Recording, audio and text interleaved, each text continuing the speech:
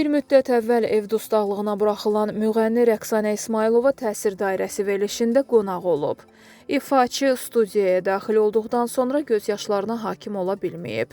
O, kövrəlməsinin səbəbini isə belə izah edib. Məni bilirsiniz nə kövrəltdi. Bu mənzərəni həbsxanada olarkən gözümün qarşısına gətirmişdim. Yerimin içində oturub sizə baxırdım və deyirdim ki, Lalə xanım, verilişinizə gəlib sizi qucaqlayacağam. Allah bunu mənə qismət elədi. Həbsdə olan ilk günümdə sizdən dəstək almışam. Televizora baxa bilmirdim. Mənim üçün çox çətin idi. Lalə Azərtaşı efirdə gördüm, amma eşitdim ki, başqa mövzulardan danışırsınız. Sonra mənə dedilər ki, Lalə sizdən danışır.